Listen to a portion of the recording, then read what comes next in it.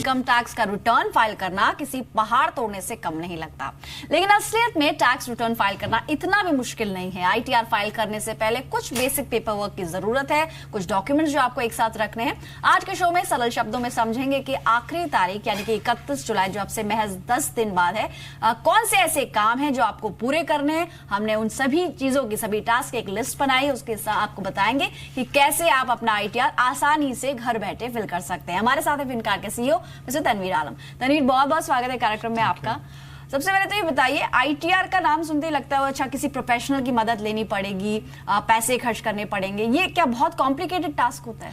नहीं, कॉम्प्लिकेटेड बिल्कुल भी नहीं है। इनफैक्ट अभी जो फॉर्म उन्होंने किया है, सरल फॉर्म, ये अगर आप थोड़ी टाइम भी स्पेंड करते हैं आईटीआई की वेबसाइट पे, इनकम टैक्स अथॉरिटी के, आप अपने आप ही कंप्लीट कर पाएंगे ये फॉर्म। बिल्कुल भी ये सिंपल है, बिल्कुल इस पे कोई किसी तरह की कॉम्प्लिकेशन नहीं है, काफ़ी सिंपल बनाया है इन्होंने।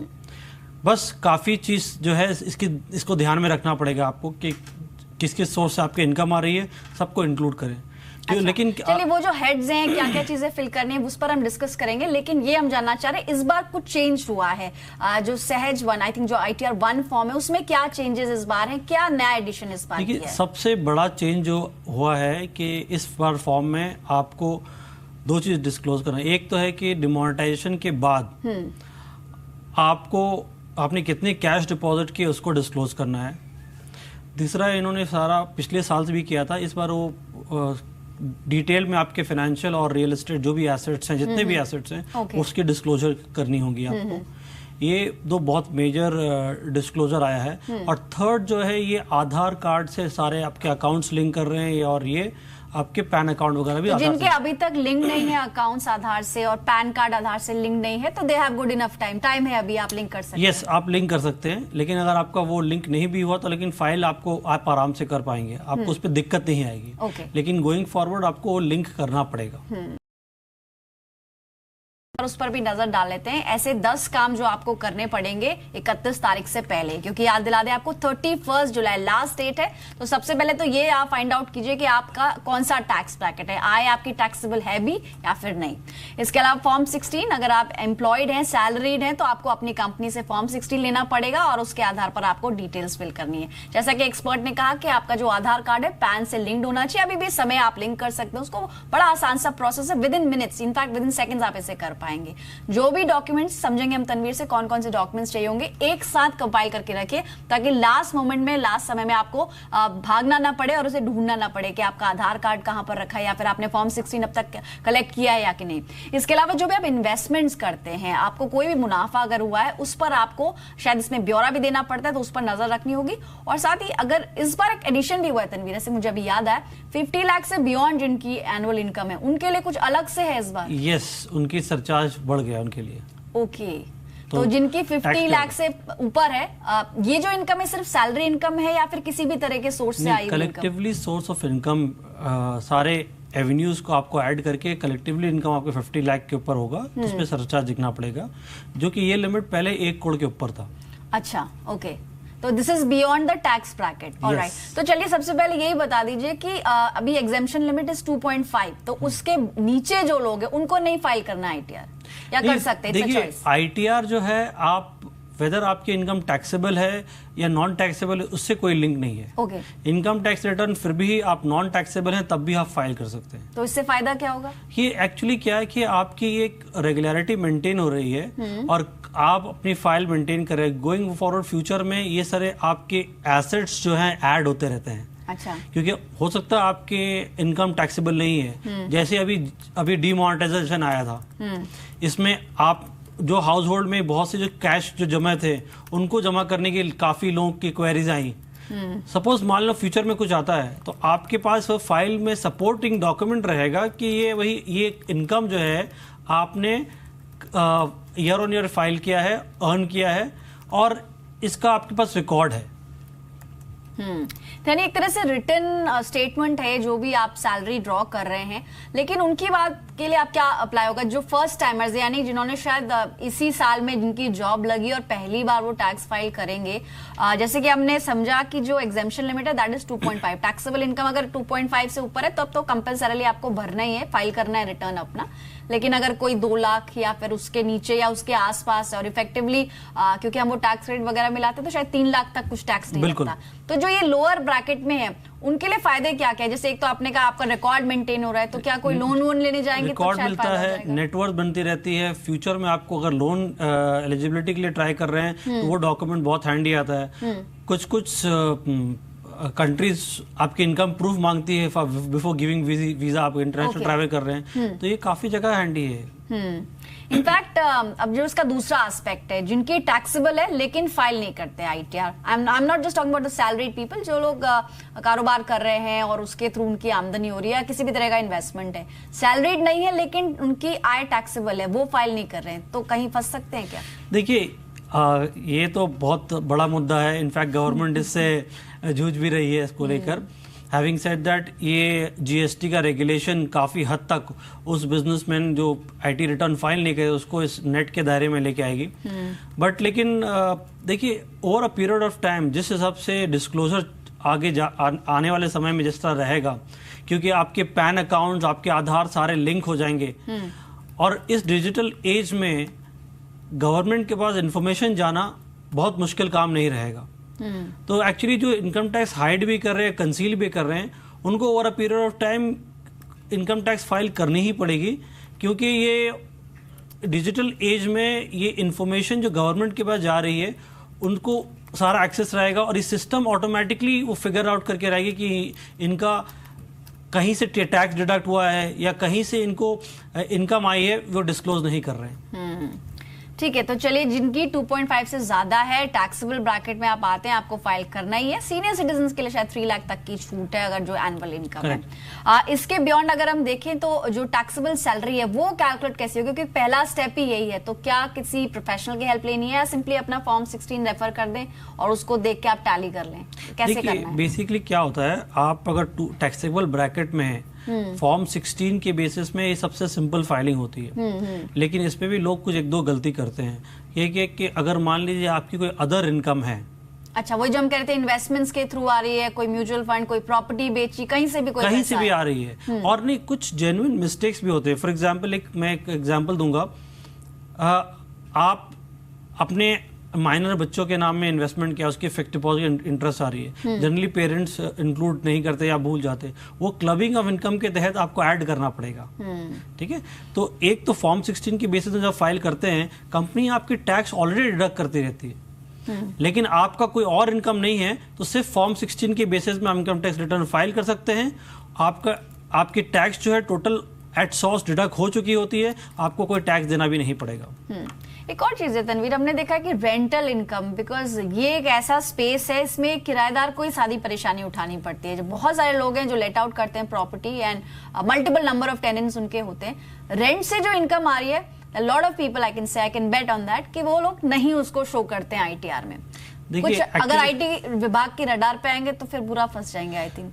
बिल्कुल, सी बेसिकली टैक्स कभी भी आप अगर पे नहीं कर रहे हैं या कंसील कर रहे हैं या हाइड कर रहे हैं, अगर आईटीआई किसी स्क्रूटनी में अगर आपकी फाइल पकड़ी जाती है तो ऑटोमेटिकली इस पे काफी हेवी पेनल्टी एप्लीकेबल है, up to 300% also, and depending upon the crime उसको इम्प्रिजमेंट वगैरह भी है। तो इस जानबूझ के अवॉइड करने वालों के लिए बहुत पेनल्टी है, लेकिन बहुत से लोग ऐसे भी अवॉइड करना चाहते हैं। ये आउट ऑफ एक्सपीरियंस बता रहा हूँ, क्योंकि लोग जैसे कि रेंटल इनकम कब कंसील करते हैं, उस पर कोई लोन नहीं है तो वो कोशिश करते हैं कि वो रेंटल इनकम नहीं दिखाए, अपने फाइल्स को के वैल्यू कम रखने के लिए, टैक्स नहीं पे करने के लिए। मेरी सलाह ये रहेगी वो सारा इनकम डिस्क्लोज करें और प्रॉपर टैक्स पे करें, जरूरत पड़ी प्रॉपर टैक्स प्लानिंग करके हेल्प ले। अच्छा, फॉर्म 16 की हम बात कर रहे थे, in fact one of my colleagues I would say, उन्होंने ये बताया कि वो इन बिटवीन जॉब्स थे, मतलब उन्होंने थोड़े टाइम पहले कहीं और जॉब कर रहे थे, फिलहाल दूसरी कंपनी में चले गए, इनफैक्ट इसी कंपनी में फॉर दैट मैटर। तो ये ऐसे में अगर होता है इस कंपनी से फॉर्म 16 मिला नहीं है, पिछली कंपनी से कुछ प्रॉब्लम है समथिंग, तो ऐसे में कैसे फॉर्म 16 हम कलेक्ट करेंगे? How do we get the form? Form 16 ये कंपनी की रिस्पॉन्सिबिलिटी है आपको देने के लिए, क्योंकि टैक्स अगर आप डिडक्ट करते हैं एट सोर्स, आपको उसके लिए टैक्स फॉर्म 16 देना ही पड़ेगा। इस एम्प्लॉय को आपको उस कंपनी से डिमांड अगर आपने एक ही फाइनेंशियल ईयर में आपने जॉब चेंज करी, दो अलग अलग कंपनी, दो फॉर्म 16 आप इंक्लूड करके आप फाइल करेंगे इस पे। ओके, ठीक है, वो सरल फॉर्म में ऑप्शंस हैं, वो ऑटोमेटिकली आप फाइल कर सकते हैं। यदि आपको कंपनी नहीं दे रही है, ये बोर्ड उनके डायरेक्टर्स के लिए या ओनर्स के लिए ये क्रिमिनल ऑफेंस है। ओके, अगर टीडीएस आप डिडक्ट कर रहे हैं, नहीं जमा कर रहे हैं, उस कंपनी के लिए क्रिमिनल ऑफेंस है। आप उस कंपनी को थ्रेटन करके वो फॉर्म 16 या अवेल कर सकते हैं।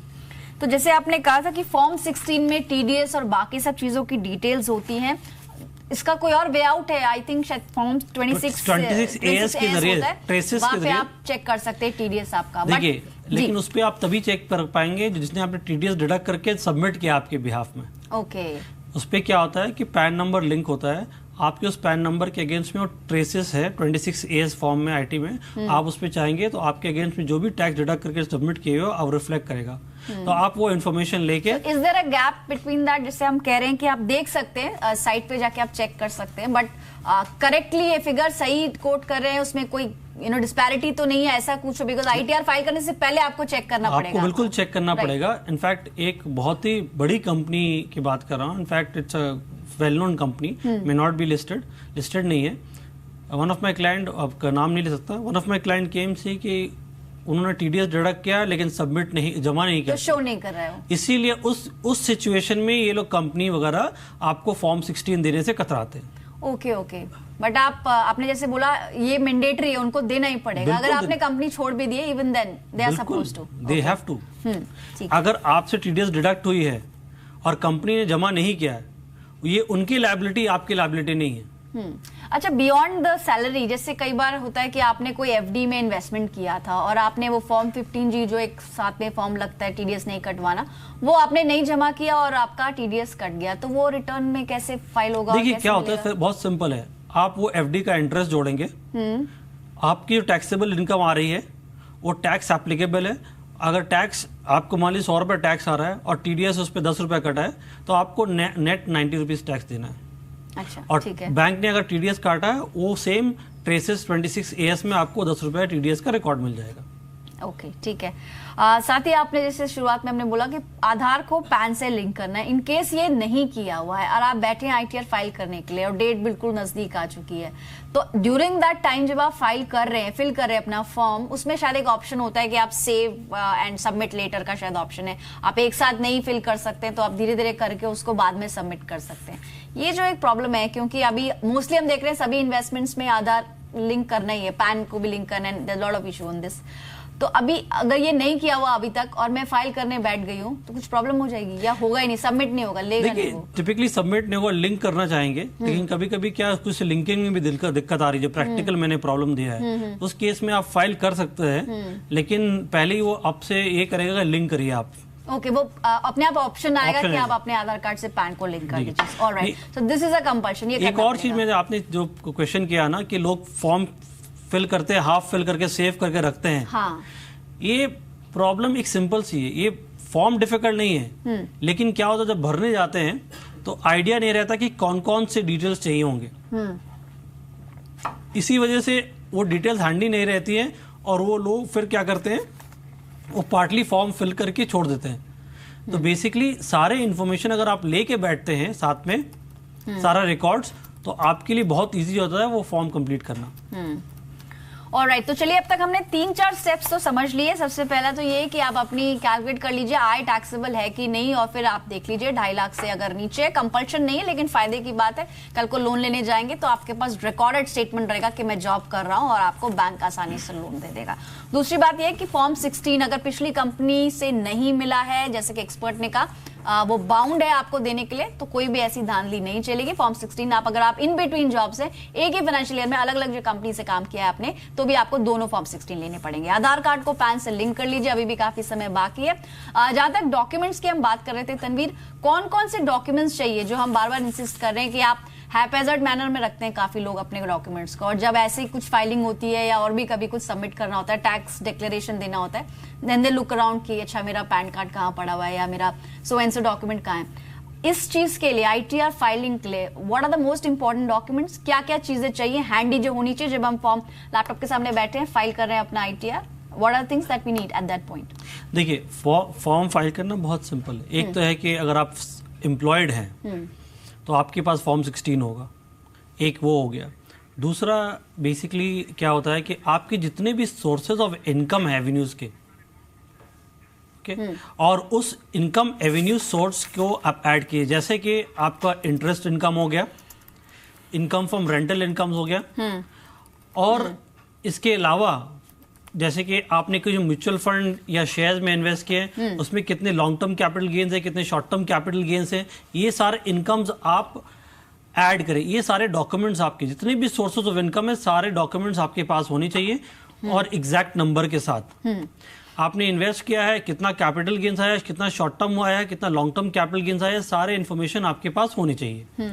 दूसरी बात, हम रिबेट किस पे लेते हैं? हाउसिंग लोन अपने 80C टैक्स सेविंग्स इन्वेस्टमेंट के ऊपर। तो 80C के क्या क्या कंपोनेंट्स होते हैं? आपने एम्प्लॉय ने PPF डिडक्ट किया होगा, एम्प्लॉय ने प्रोविडेंट फंड का पैसा डिडक्ट किया होगा, वो आपके फॉर्म 16 में एप्लीकेबल होगा। आपने अगर कोई LIC प्रीमियम दिया है, इंश्योरेंस प्रीमियम दिया है, या ELSS इन्वेस्टमेंट किया या PPF इन्वेस्टमेंट किया, उसकी इन्फॉर्मेशन होनी चाहिए।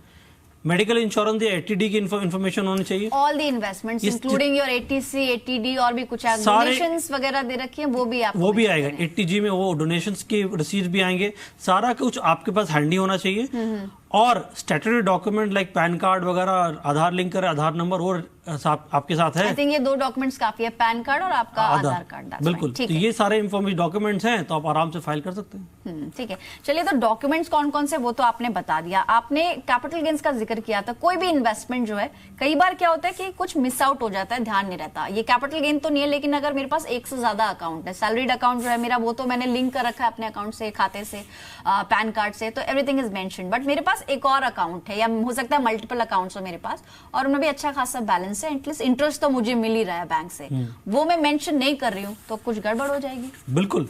इनफैक्ट देखिए, interest on savings bank account up to 10,000 उस पर रिबेट है, उसके बियॉन्ड वो टैक्सेबल इनकम में आता है। FD के जरिए कोई भी इंटरेस्ट इनकम अर्न किया आपने, वो सारा टैक्सेबल है। अच्छा। चाहे आपके वो सैलरी अकाउंट में लिंक हो या कोई और दूसरा तीसरा अकाउंट हो, सारा आपको इंटरेस्ट ऐड करके जोड़कर उस पे अपनी टैक्सेबल इनकम। तो ये मेंशन कैसे करेंगे कि हम खाली दूसरे अकाउंट का उसमें नंबर देना होगा, या फिर आपको कोई स्टेटमेंट अपलोड करना है? How do we mention it? आपको सिर्फ इंटरेस्ट इनकम उसका जोड़ना है कि इसका इंटरेस्ट इनकम तो आया, तो स्टेटमेंट से देख के हम निकाल सकते हैं। आप निकाल सकते हैं इंटरेस्ट इनकम की इसमें, बस, और आप इनकम स्टेटमेंट। बट जैसे मैं पूछ रही थी, अगर मल्टीपल अकाउंट्स है मेरे पास, सैलरीड अकाउंट के अलावा 2, 3 या 4 अकाउंट है सो एंड सो जो मेरे नाम से, मुझे सारे अकाउंट्स मेंशन करने पड़ेंगे ITR? बिल्कुल, सारे अकाउंट आप मेंशन किया, सारा इंटरेस्ट ऐड करना पड़ेगा आपको। ठीक है, तो जो 10,000 की लिमिट है, अगर उसके बियॉन्ड जा रहा है उसका इंटरेस्ट, 10,000 सिर्फ सेविंग्स अकाउंट का लिमिट है। Okay okay. एंड FD या कोई भी इन्वेस्टमेंट से इंटरेस्ट इनकम है, और डिविडेंड्स जो हमें शेयर्स पे डिविडेंड मिलते हैं, dividend from equity is tax free. Okay. Dividend from equity mutual fund वो टैक्स फ्री होगा। Dividend from balance fund tax free है। डेट का डिविडेंड, डेट म्यूचुअल फंड की अगर डिविडेंड है, वो आपको डिस्ट्रीब्यूशन टैक्स कट के आती है, तो आपके उसमें टैक्स देना नहीं पड़ेगा, आपके हैंड में टैक्स फ्री है। अच्छा, बट जैसे sometimes all this becomes very techy, ये थोड़ा सा लगता है कि इतने सारे इन्वेस्टमेंट्स कैसे मैं मॉनिटर करूंगा, तो sometimes we take some professionals help, और काफी कंपनीज में भी कैंप्स होते हैं, वो शायद कुछ मिनिमल चार्जेस लेते हैं और आपका टैक्स फाइल करते हैं।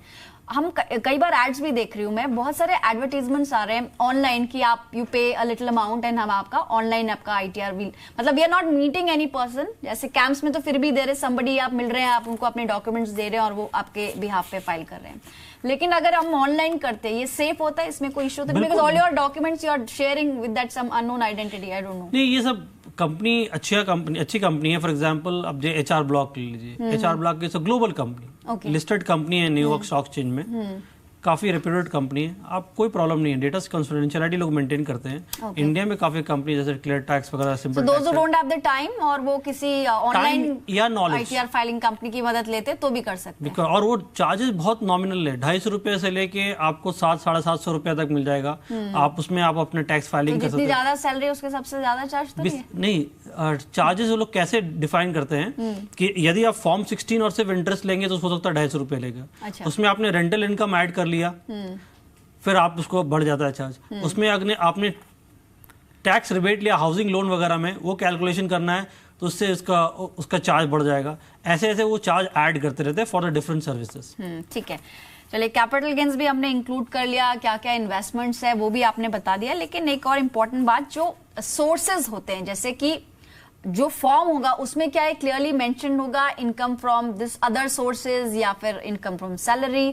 जो हेड्स होंगे, जो फॉर्म में अलग अलग कॉलम्स होते हैं, वो कैसे हम डिफरेंशिएट करेंगे? कॉमन मैन जो भी आईटीआर पहली बार फाइल कर रहा है उसको क्लियर समझ में आएगा? फॉर्म सिंपल है क्या? फॉर्म बिल्कुल सिंपल है, उनको बिल्कुल समझ में आएगा। इनफैक्ट वो हेड काफी क्लियरली डिफाइंड है। तो उसमें रेंटल इनकम का अलग से कॉलम होता है? सैलरी है, रेंटल इनकम है, इनकम फ्रॉम कैपिटल गेन्स वगैरह है, और जो इनकम डिफाइन इंटरेस्ट इनकम है, और अदर इनकम सोर्स। जैसे कि मान लीजिए आपके साथ आपने किसी साइड में कोई कंसल्टेंसी किया, ओके, वो आप अदर इनकम में ऐड कर सकते हैं। ओके, तो दैट इज, वो काफी ब्यूटीफुली डिफाइन किया गया है और वो बहुत कॉम्प्लेक्स नहीं है। लेकिन अगर फिर भी आपको किसी तरह की भी दिक्कत आती है, instead of doing any error, मेरी ये सलाह रहेगी कि आप एक्सपर्ट की हेल्प लेके, लेकिन ये सही फाइल करें जरूर। ठीक है, इनफैक्ट टीडीएस डिटेल्स के बारे में आपने हमसे चर्चा की थी, लेकिन फॉर्म सिलेक्शन, इसमें भी कई बार क्या गलती हो सकती है? यानी कि किसको कौन सा फॉर्म सिलेक्ट करना? So far we been talking about ITR 1, but there are other forms also. जब हम जाते हैं इनकम टैक्स फाइलिंग की साइट पे, उस पे 3-4 ऑप्शंस दिखाता है। ये वो एक्चुअली बेसिकली क्या है कि फॉर्म्स अलग अलग है। फॉर एग्जांपल, आप अगर सैलरीड एम्प्लॉयड है आपके अलग फॉर्म है, आप अगर बिजनेसमैन है आपके लिए अलग फॉर्म है, सेल्फ एम्प्लॉयड हैं अलग फॉर्म है, अलग अलग वो डिफाइन किया गया है और उसमें काफी विविडली डिस्क्राइब कर लिखा है। एक्चुअली गलती होनी नहीं चाहिए आपसे। ओके, बट इन केस, चलिए आपने सारी बातें बता दी, लेकिन इन केस गलती हो जाती है तो क्या सुधार की कोई संभावना है? बिकॉज अभी कुछ महीने पहले शायद नवंबर में देयर वाज सम नोटिफिकेशन कि अगर आपने कुछ यहाँ पर गड़बड़ी करने की कोशिश, क्योंकि सोफार ये प्रोविजन था, आप अपना आईटीआर में इंप्रूवमेंट कर सकते थे अगर इनकम में कुछ वो अमाउंट कुछ गलत फिल कर दिया है आपने समथिंग, बट देन अल्टीमेटली अगर हम एक हाइपोथेटिकल मान के चल रहे, गलती हो गई आईटीआर फाइल करने में, क्या कर सकते हैं? आप रेक्टिफाई कर सकते हैं उसको। कोई पेनल्टी तो नहीं लगेगी? नहीं, पेनल्टी नहीं लगेगी। छोटा चार्ज अगर जेन्युइन है, आपको री टैक्स कैलकुलेट करेंगे, बहुत ज्यादा कोई डिफरेंस नहीं है तो कोई प्रॉब्लम वाली। अच्छा, one last thing which is very important, हमने फॉर्म पूरा फिल कर दिया, कई बार क्या होता है हमने वेरीफाई नहीं किया उसको, उसमें कोई सिग्नेचर नहीं था, हमने प्रिंट आउट निकाला, बिना सिग्नेचर के भेज दिया आगे बैंगलोर, या फिर अभी हम कई बार देखते हैं डिजिटल सिग्नेचर भी करते हैं। There are other ways of verifying. So can you quickly tell us कैसे आप वेरीफाई करेंगे? पूरा फॉर्म सबमिट करेंगे जब आप, और अगर आपको हार्ड कॉपी भी प्रिंट आउट करके भेजनी है, अगर वो नहीं करना है तो what is the easy option? नहीं, बेसिकली क्या है कि आप नॉर्मल फॉर्म फिलअप करने के बाद आपसे वो वेरिफिकेशन मांगता है, वेरिफिकेशन करने के बाद उसके बाद फिर सबमिट करने के लिए कहता है। आपने सबमिट कर दिया, फिर उसको वो आप डाउनलोड करके आप फिल करके बैंगलोर भेजना रहता है। हाँ, but there are lot of cases, मेरे काफी कलीग्स हैं, उन्होंने प्रिंट आउट निकाला भेज दिया, but they didn't sign it. So, उसमें तो फिर उनको मैसेज आ गया कि इट्स नॉट बीन एक्सेप्टेड। हाँ, so in that case see basically when you that's a legal document, if अगर आप साइन नहीं करती है तो ऑब्वियसली इट्स अज्यूम दैट कि ये आपने बट अदरवाइज अगर आप ऑनलाइन वेरीफाई करना चाह रहे हैं तो through your Aadhaar card you can verify. Yes, alright, so it has become very easy. That is how they are linking digital. Okay, thanks a lot Tanveer, आपने समय निकाला और हमें बहुत बेहतर तरीके से बताया कि कैसे आप ये सब स्टेप्स फॉलो करेंगे तो आप आसानी से आईटीआर अपना फाइल कर सकते हैं, और साथ ही जो मिस्टेक्स है और जो आपको अवॉइड करनी है। Thanks a lot Tanveer. फिलहाल मनी गुरु में इतना ही, लेकिन हम एक नए टॉपिक के साथ लौटेंगे अगले हफ्ते। फिलहाल दीजिए इजाजत, नमस्कार।